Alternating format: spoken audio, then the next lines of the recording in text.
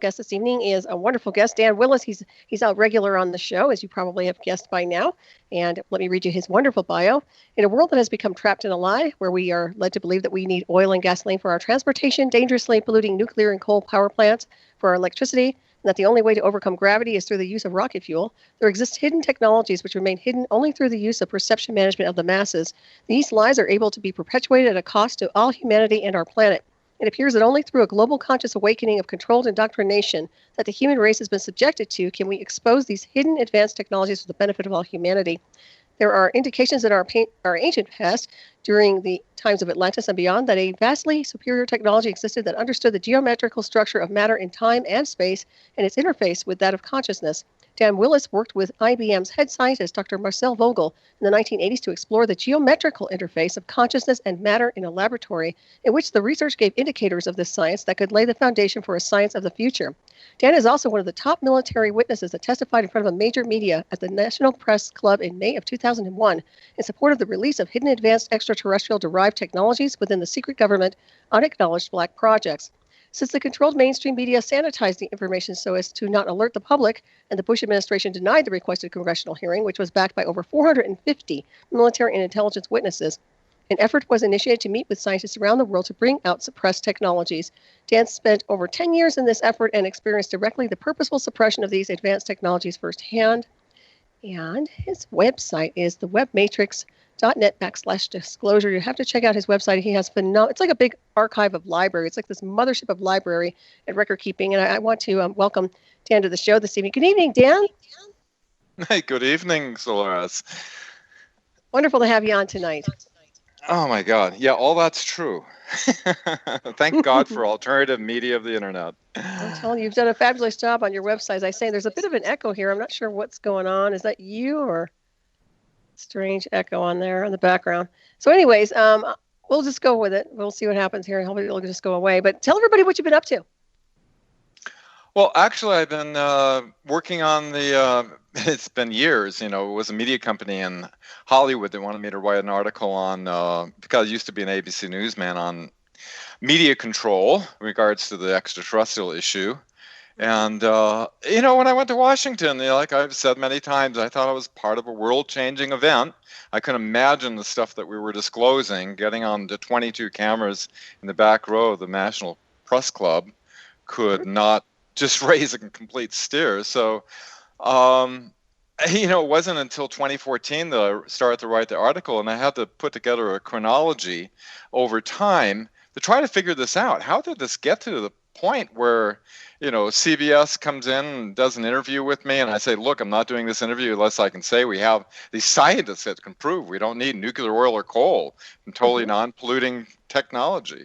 They promised up and down. The producer was almost in tears. I know I promised, but the higher executives, which now we all know the CIA controls the media. Most people dig into this a little bit. So it kind of made me do some searching, and from a witness, I turned into kind of a researcher. I've been kind of collaborating with Dr. Michael Salla on some of these new witnesses that have come out since the turn of the century, regarding secret space programs and what they're testifying, and what I did was I did a complete chronology of the 20th century and up to today, and putting in all the elements, looking at all the witness testimonies, looking at all the authenticated documents and everything, and seeing how it all fits together. And now with these new whistleblowers that are claiming to be part of a secret space program or knowledge of it, it fits in. But I'm being very careful about it, because there's always, they do these disinformation elements ever so often. So I'm kind of isolating it, but including it, because if it wasn't for the fact that one of those witnesses has quite a documented history of substantiating who he is, William Tompkins, and getting all this go-ahead, complete, to tell it all, get it out to the public, from high levels of the Naval Department of the Navy, admirals telling him to get this out and let the public know. It's very important to the future of our country. And so I'm just looking at this, and I'm looking at what other people are saying and different researchers, and seeing, that there's differences of opinions and beliefs, but the story seems to be fairly consistent that we we basically got infiltrated at the end of World War II by the Nazis, and they went into our CIA and NASA and pharmaceutical industries even, and basically set up shop. And we've been generationally indoctrinated for years and years. They called it Weltanschauungskrieg, which meant worldview warfare. There you go. To control the mainstream media, the entertainment, and actually they took control of the education right after World War II in 1946, rewrote for the kids in the future when they're doing history studies of what happened in World War II. They're not getting the full story.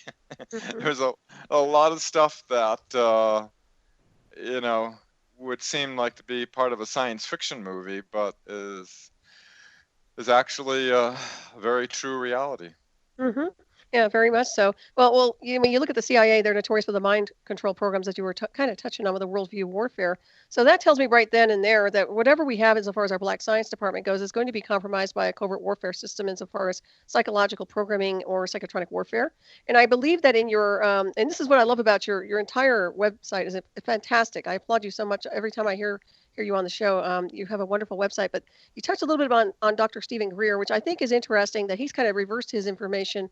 And he's almost dovetailing into what I've been writing about with my experience with covert technologies, insofar as his perception is based on a possible psychotronic holographic technologies that literally were connected in to some of these people that say they've been pulled into these programs. What do you think?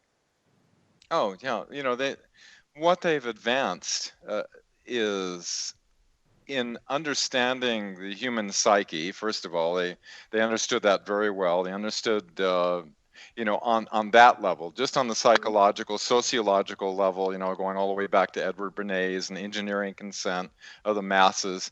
And then they got into, Alan Dulles started in 1950, the MK Ultra program, which, involved everything from LSD to every imaginable different way in order to mind control people. I actually worked with a scientist who was involved with some of the CIA stuff that had to do with mind control, with brainwave entrainment, having to do with ELF frequencies that could this is back in the 60s, 70s. The Russians were sending over what's called a woodpecker signal. They had over the horizon radar, which was heterodyning with our 60 hertz grid, and they were immune because they were on a 50 hertz grid, our electrical power. And what was happening is the two frequencies were heterodyning, creating the sum and difference, and the difference falls right into the psychoactive window, which was causing people to drive their cars off the road and, just all kinds of crazy stuff. And I actually, when I was working for the Naval Electronic Engineering Center for 13 years, old Navy chief that was working with wrapping up satellite equipment, I did a accidental double-blind experiment. I left a oscillator on a particular frequency that causes the left and right hemisphere, the desynchronized, causes spatial disorientation. He was trying to do something he can do in his sleep. He's been doing for years, and he couldn't do it. He's trying to wrap up the satellite equipment we just finished working on, and he just threw his hands down and says, "What the hell is going on here?"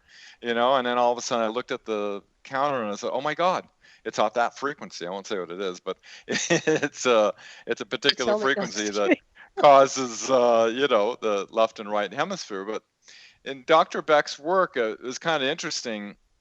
Dr. Schumann from the University of Munich, who's actually the one who was looking at the ancient Sumerian writings that Maria Orsic in her channeling was getting, and that proved to be viable physics. He was the one who actually discovered what was called the Schumann resonance, which is between the surface of the planet and the ionosphere, there is a cavity that rings like a bell due to lightning and all kinds of things. And the frequency which that oscillates on, he found that traveling around the planet, measuring Kahuna medicine man, or Christian faith healer, or a Zen Buddhist, or whenever they were in their working state of consciousness doing their magic, so to speak, they found that the left and right hemispheres, which we have like a male and female within each of us, so to speak, has individual brain waves. But when they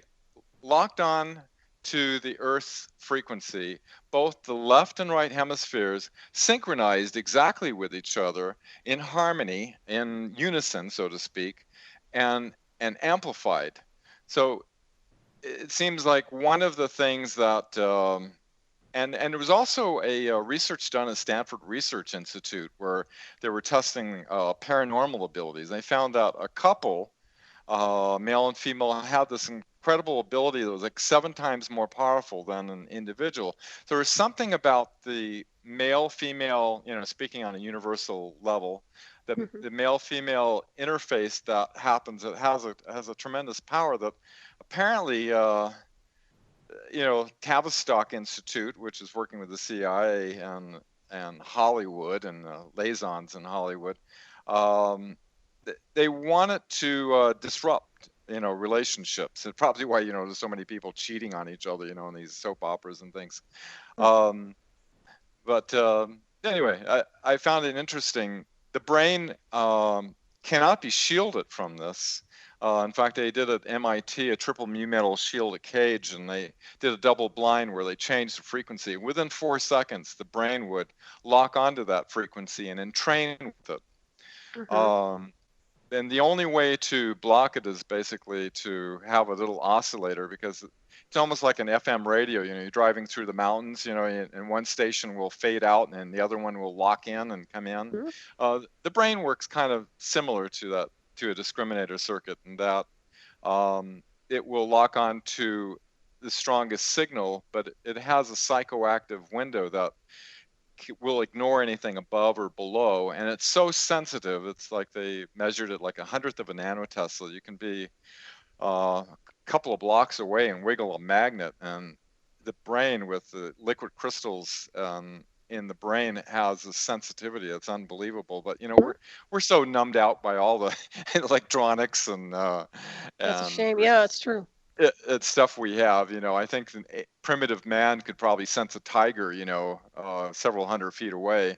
But today we're just like saturated with so many different frequencies. Yeah, that's so true. But yeah, I like the idea of the oscillator. That makes an awful lot of sense. And you were talking about that Schumann resonance, and I've touched on this before on the show, but obviously it's spiking up to a higher level and a higher frequency. But you know what? Seems to me like I was thinking part of this is ascension and galactic energies coming in, but also I don't discount CERN at all, because I think CERN has something to do with booting it up. And I also think that there are some other things that you're talking about, our ionosphere right now, and how everything, our entire environment is weaponized. So I'm looking at the aspects of, I think they have such a weaponization in our atmosphere right now that anything we try to send out in transmission is going to bounce right back here.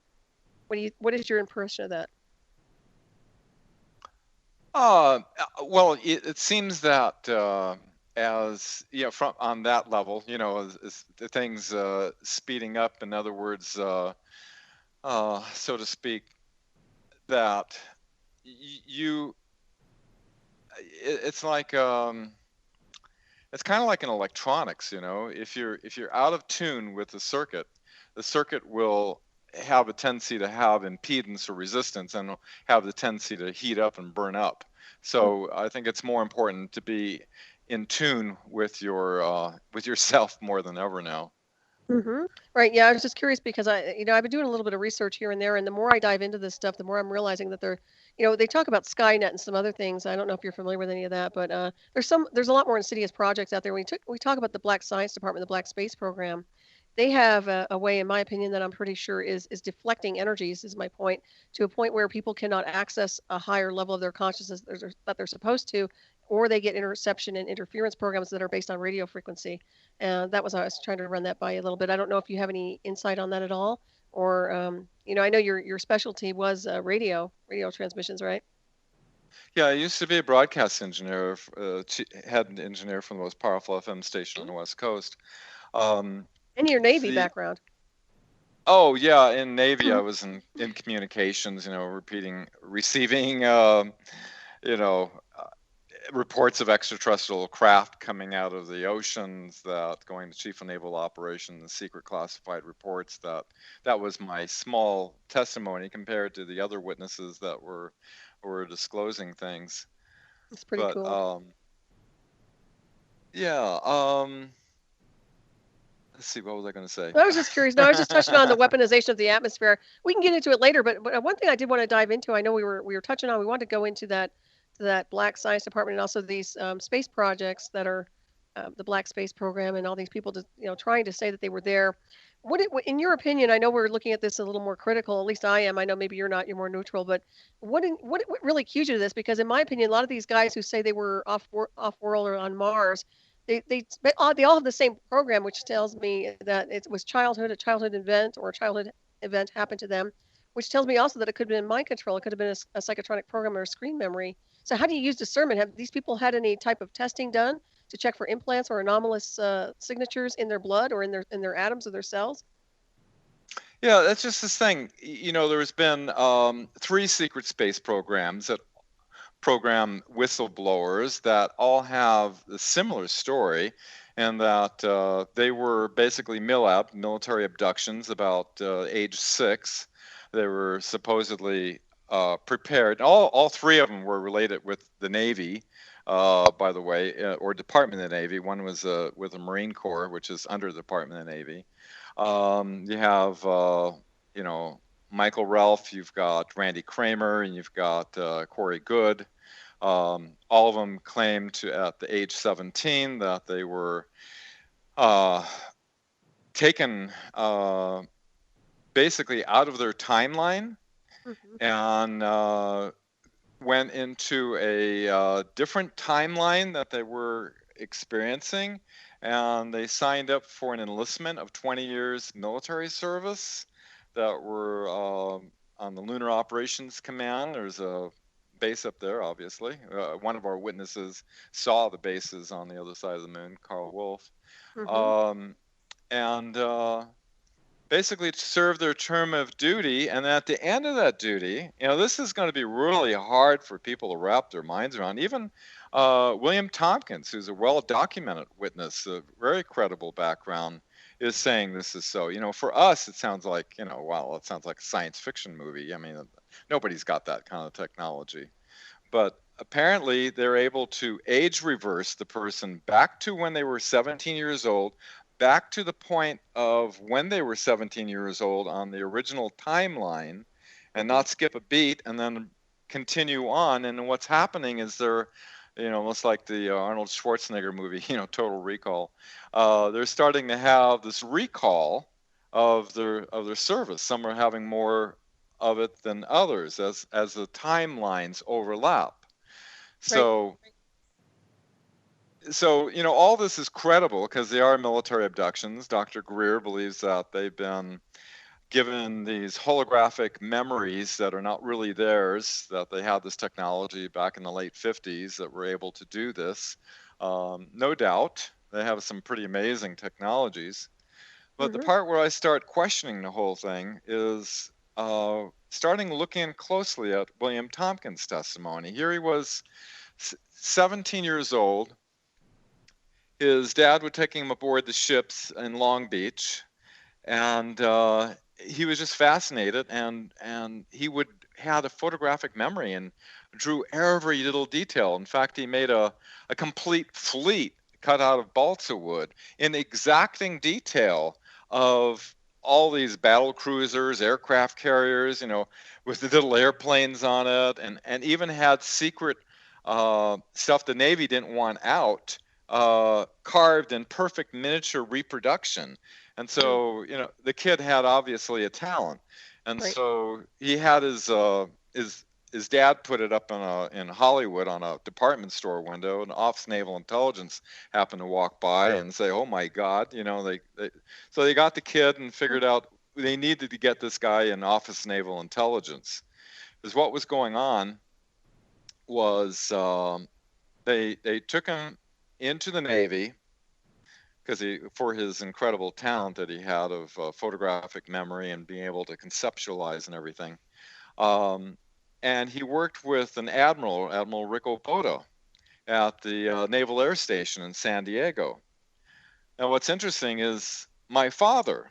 He was a career Marine. He was in World War II, the Korean War, presidential citations, all the stuff. And he worked for 20 years after his military service at the Naval Air Station North Island. And in my old chest that he bought when he was in China, it has pictures and things. And in there, I found a book that had, it was back in the 1940s, where it's showing President Truman and showing James Forrestal, the Secretary of the Navy. And I looked through there, and sure enough, there's Captain Rico Botta, who's in charge of this. Now, he was assigned by James Forrestal, who was well aware of the Nordic extraterrestrial group that's interacting with us, and that they knew that the Nazis and their secret space program, that they had, moved all their operations from, Germany over into Antarctica and some in Argentina. They were way ahead. Apparently, according to these whistleblowers, the reptilian race, which back in 1933, Hitler and Himmler and the SS, they went into an agreement with them, and they gave them technology. And so what happened was they had 29 Navy spies that were of course German descent, and so they could infiltrate into the SS. They were flying and giving this information back and forth to Naval Air Station San Diego, where they had this little secret room where the meeting, and the girls would type up these reports, and then William Tompkins was an information disseminator, was his title, and he would take the admiral's plane and fly many, many, many times to China Lake Naval Air Station in California, and Douglas aircraft. And so what they were trying to do is some of these designs and things that they were trying to figure out the spacecraft that the Nazis had developed, and some of it was in like pictographs and stuff like that. In other words, alien. And so they would disseminate it to all these corporations and these think tanks, trying to make heads and tail and piece this together, because essentially the Nazis had like a 2-decade lead on us. And how all this thing came about was, remember the Battle of LA, when they had all those searchlights and there were all these anti-aircraft back in 1942? Well, there was 5 craft. 2 of them got shot down. The Army, it was at the Army Air Force at the time. It didn't turn into the U.S. Air Force until 1947, right after Roswell. The U.S. Navy got the other, and so there's 2 extraterrestrial craft that were actually unmanned that they took and studied. They started up in Santa Monica. Was called was basically inside of the Douglas aircraft think tank. It was called Project Rand, and they were studying all this material. What happened was there was a split happened between the Navy and the Air Force. The Air Force just felt that anything that's in the air has to do with the Air Force. Things that are out in the water, that's the Navy, and so the Air Force should have complete dominance over this subject. And so the general of the Air Force, Hap, what's his name? I forget. But anyway, he was able to bring in huge amounts of money. And so basically the Project Rand then turned into the Rand Corporation. Mm-hmm. Kind of pushed the Navy out, and so the Navy just went to its own research and kind of did its own thing secretly and operating on its own, while the Air Force went off on its path, and secretly trying to figure out this technology and things, over in China Lake and so forth. So so what happened was there was situations that happened back. Remember when Eisenhower was trying to gain plausible deniability, and he had Nelson Rockefeller restructure MJ-12 and the CIA, which was created within a month or so after the Roswell event happened. Mm-hmm. What happened was they basically Eisenhower lost control of our legal constitutional government, and so he was out of the loop and didn't have jurisdiction. So they entered into an agreement with the Nordics back in 1954 at Edwards Air Force Base in California. The Nordics offered them to help us with our spirituality and help us, evolve and technologically, but we had to relinquish our nuclear weapons. The corporations that have kind of infiltrated in through the Nazis and everything basically refused that deal. The Nordics tried to warn us about this other group, which eventually in 1955 in Holloman Air Force Base, they cut a deal with them. And 1954 was the Grenada Treaty, which allowed them to, do genetic experiments with us, and also we would provide them facilities at Area 51 and S4. So right when this was happened, right around 1954, is when everything that was the Army everything that the Army was doing, Army Air Force at that time, was going to Wright-Patterson Air Force Base. When it turned into the U.S. Air Force, 1947, everything was still going to Wright-Patterson Air Force Base. That's where their Foreign Technology Division is, which was studying all this stuff. And they were reverse engineering. Mm-hmm. But when that agreement with according to all the whistleblowers in the secret space program, the reptilian race that the Hitler cut a deal with that was tied into this Draco Federation,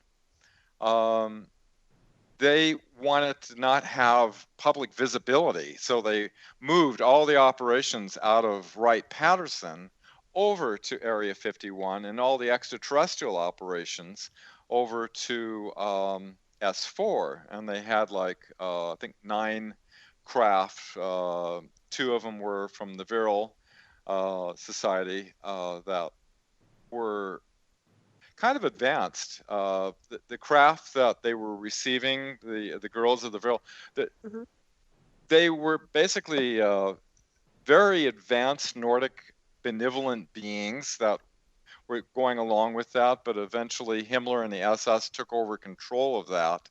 But their craft, they could control it with their consciousness and move it. But the Nazis had their version, and then there was extraterrestrial vehicles as well. So Eisenhower being denied access now that Nelson Rockefeller restructured MJ-12 and the CIA, threatened with the Army, and they go in Colorado, right where you're at, to invade Area 51, and then they allowed 2 CIA agents, one which came forward with his testimony. So what happened was, Eisenhower basically lost control of the corporations. They continued on with their secret operations. This whole group that they cut a deal with was tied into the Nazi SS alliance. And so you have this whole other whole other agenda going on that's kind of like, you remember when Eisenhower tried to warn us in his last day farewell speech, beware of the misplaced powers in the industrial military complex. Well, the industrial military complex apparently gave them, see, the Nazis couldn't win the war with the United States back then, even though they were on the verge of all this incredible technological leaps, when Kennedy went over there to Germany with James Forrestal to review all this technology. It was like, whoa, these people are light years. That's what initiated, the paperclip to get all these German scientists over here. Mm-hmm. So what? Let me ask you something real quick. Yeah, go ahead. Yes, So please I go. had one question because I just wanted I just wanted to go back to the Battle of LA for a second here. When those crafts were taken out, you said they acquired two. You said they were unmanned. Were there ever any occupants? Were all of these like drones, or were they actually occupied with something inside?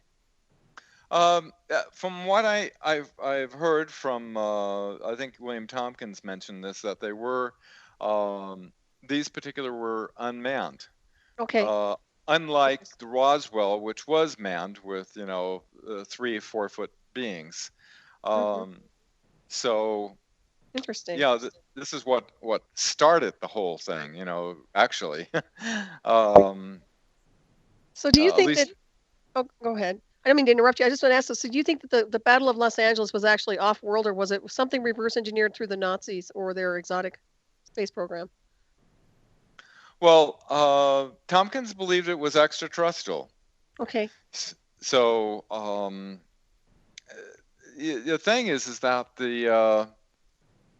like I was saying, the Nazi Germany could not defeat the industrial might of the United States. For every plane they make, we make 10.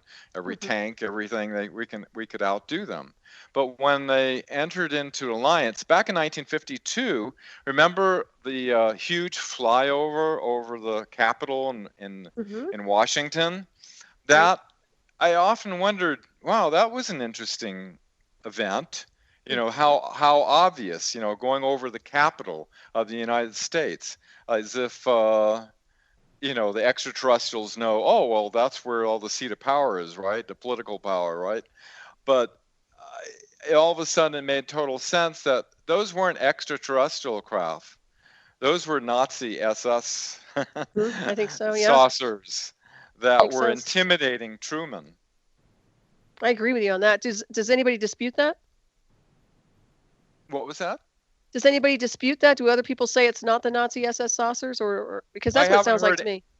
Anybody dispute that, and there seems to be a lot of evidence that, and especially in NASA, like one of Clark McCullen, one of the astronauts, he was in DeBus was head of the Nazi SS projects over there in Nazi Germany. Here he is head of the NASA Kennedy Space Center. Right. And who shows up in his office? None other than Hans Kammler, who was in charge of who they couldn't find, of course, who was in charge of the Nazi Bell and all of the secret space program stuff that the Himmler's SS was doing. And here he is sitting in the in the NASA director's office. So.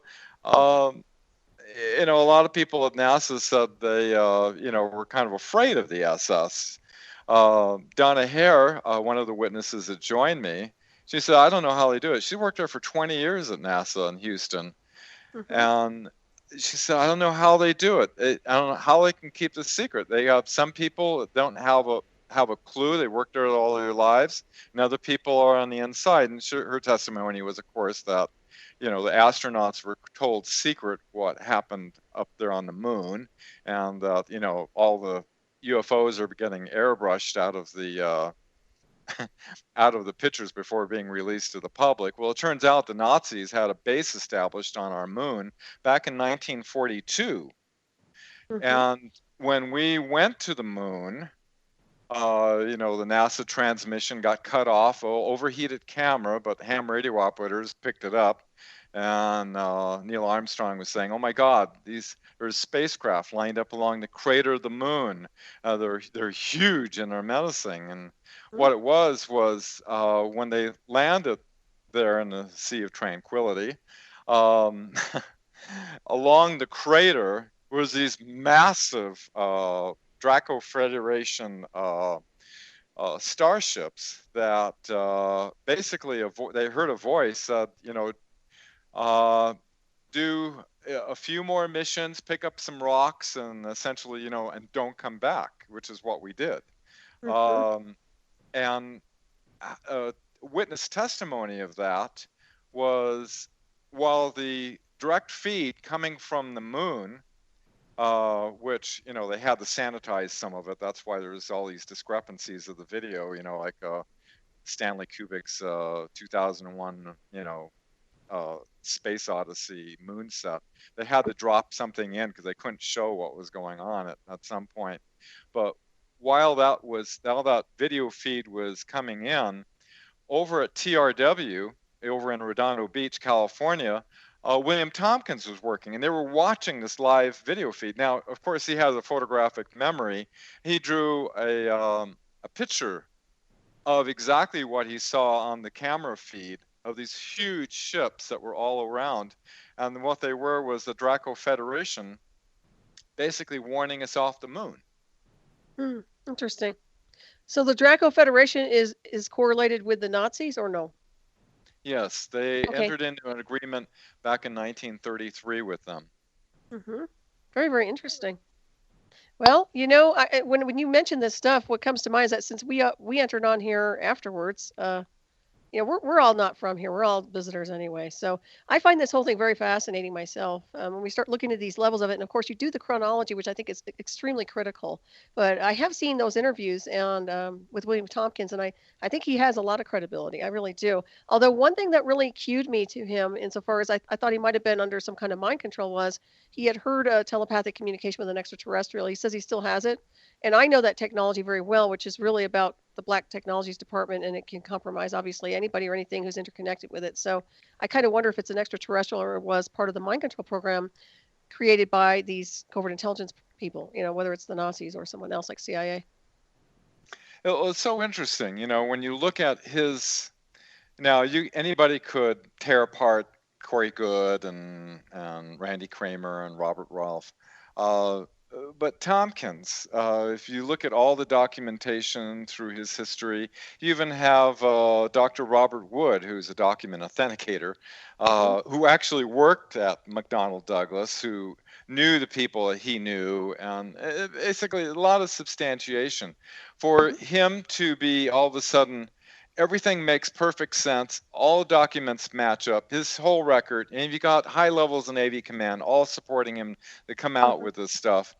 If he's like a psychotronic mind job, and then that is something to look at with great scrutiny, because you have people in the UFO community who are, maybe getting upset at me by I'm just a researcher, okay? I'm a witness and a researcher. I haven't come to an exact conclusion, but I'm noticing a lot of patterns and indications that are making me question things.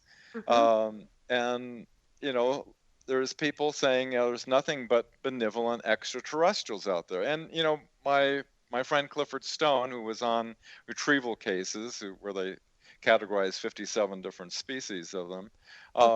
He's in a belief like I am, but the mass majority of them are benevolent and they are very evolved. But I don't know about all of them. There could be a predatory race that has advanced technology. Look at all the advanced technology we have. It's like we use. Well, I can tell you one thing. I like I said, with my own personal experience and what happened to me, I can only testify that the people that are responsible for a lot of the programs created with the mind control, psychotronics, covert harassment, and the screen memories, which can be an extraterrestrial, it can look like one, are related to two-legged here. I mean, they're not extraterrestrials that are doing it. So the maliciousness is coming from covert black science departments. It's coming from them. It's coming from these covert intelligence guys who are literally there to, like the military abductees. I mean, those are the ones that are the monsters, if you ask me, in the illusion. Not all of them, but I would say quite a few. So I don't even see it as an off-world species being hostile. I see it as them doing damage control and also interconnecting on a target so that they can control the brainwaves of the person. And if they have so much clearance and access to their exotic technologies, they can compromise them at some point and create a screen memory so that it looks like they're creating disinformation. That was my point. So I don't discount him at all. Like I said, I think William Tompkins is very credible. However, I know he was plugged into covert technologies, which indicate that he could have screen memories and some things in there inserted, which he may not even be aware of. So that's just my own take on it.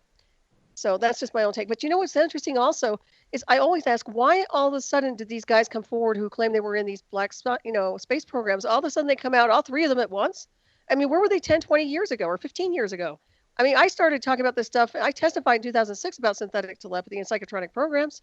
So where were these guys?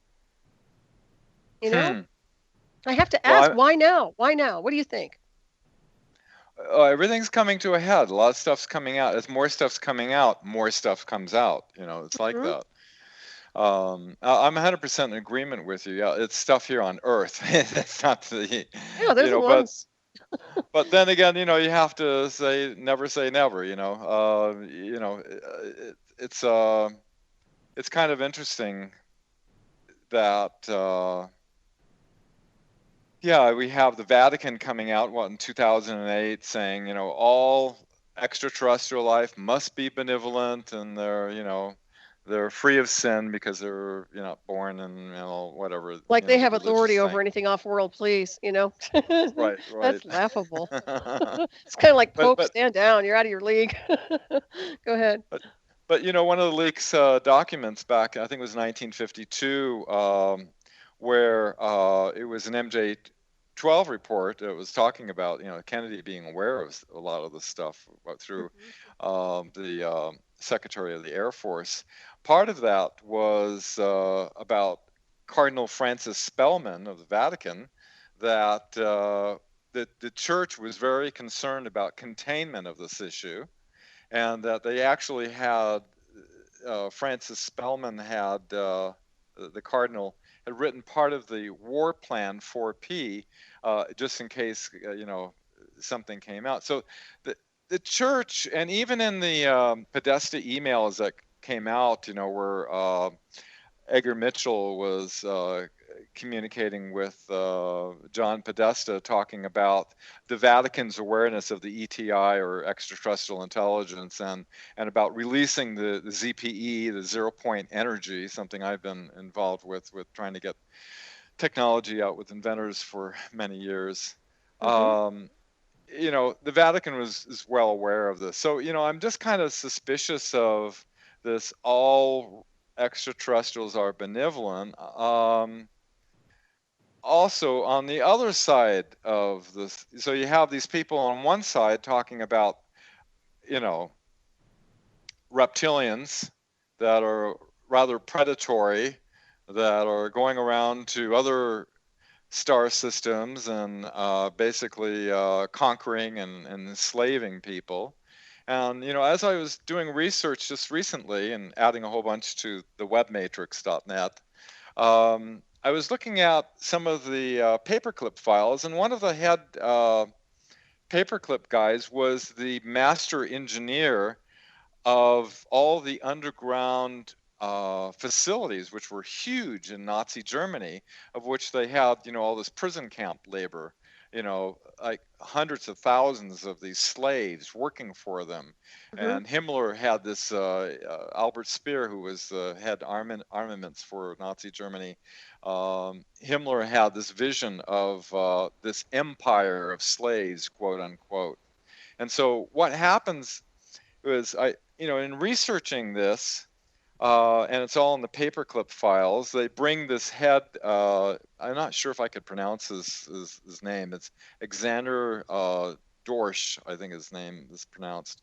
But he was brought over to bring into the United States, into New Mexico. Well, what's interesting in New Mexico, before World War II started, the Germans were all over New Mexico exploring caves and everything. It's almost so they had a plan ahead of time. They knew where they're going to infiltrate, and they had this plan just to continue on the same operation of this empire of slaves in underground facilities. And so it was like 1946 that we started in the Manzano Mountains of New Mexico building this massive underground complex. And as many people in the UFO community are aware of, there's a huge underground complex of at least well over 200 underground bases in the United States alone that are connected by these tunnels with these maglev trains that go, thousands of miles per hour, and they have huge operations that are several miles deep under the ground and several levels, and like huge cities, basically. Oh, well, you're right where you're at in Colorado. They've got, the Denver airport, it's another operation. Right, I hear about that one often. Do you hear anything about the mountains in Colorado besides like out towards Colorado Springs? But have you heard anything about the other areas with the mountains? Because I have to tell you something, not to change the subject, but I've been hearing there's the hum that they talk about, but this is something different. And I'm wondering, it seems like it's coming from under the ground. And so my point is, I was wondering if you have any information on that. Oh yeah, they create a hum. You remember where they had the Taos hum, in New Mexico? Right. Everybody was complaining. It was like there's this hum under. Well, it goes about these subterranes go about 10 miles per hour, and they basically glassify the wall. They turn all the material that they're digging into as it moves forward, and it pushes it out, and the extreme heat and everything causes like a glassified wall around it. And so these things move at about 10 miles per hour, and they hum. Very interesting. Yeah, I noticed that there is, where I am, there you can actually hear a frequency and pulsation. You can hear it. Anybody could hear it if they were up here. So that's why I'm at high elevation. Let's put it that way. So I thought it was interesting, and I'm sure I'm not the only one. But yeah, there's so much going on there. This is fascinating information you're sharing with us tonight. Well, it makes me curious that we have all these missing people, people that go missing, national parks and everything, and these secret underground facilities. If basically the Nazis were able, if everything these whistleblowers are saying that collaborates with other whistleblowers that are not in the secret space program, that basically they took over control of our perceptions for many decades while they infiltrated highly into our culture in order to create this matrix of perception. While they're creating this matrix of perception, once they were able to intimidate the Truman and Eisenhower administrations and enter into an agreements with them, in other words, they then have personnel, they then have the industrial might of the United States behind them working. Heinrich Himmler's dream of an empire of slaves could be continuing on, and according to Corey Good, that they have these underground facilities, which was a branch off of this industrial military complex that Eisenhower warned about, and that they got their own, because the military wasn't reverse engineering this stuff. It was a corporation. So the brightest minds and the scientists were within these corporations. And then the corporations are, of course, owned and controlled by some of the wealthy elite, some of the people who actually initiated Nazi Germany in the first place and funded Hitler. So if they had the technology of anti-gravity, which they did back in October of 1954, the United States finally had anti-gravity. And of course they'd have a secret space program. And of course they'd go to the moon and Mars. And they probably would make an underground facility, since, the surface may not be that hospitable. Right. And have these generations of slaves. It's kind of interesting that before the end of the war, Martin Bormann, under the orders of Heinrich Himmler, to get all these women that were like, they got like 1 million women out of the Ukraine and Germany that were screened for DNA, for Aryan bloodline, right? And so out of 1 million women, there was like, it came out to, they got about 10,000 of these women were pure Aryan. They put little SS blue uniforms on them and sent them. They were the Antarctic settlement women that got sent down there with. Whoa, hang on there for fast. Yeah, I know. I'm telling you, we're going to continue this conversation in a few minutes here. We're heading for a break here. This is Ravenstar's Witching Hour. My wonderful guest is Dan Willis. We'll be right back. Stay tuned.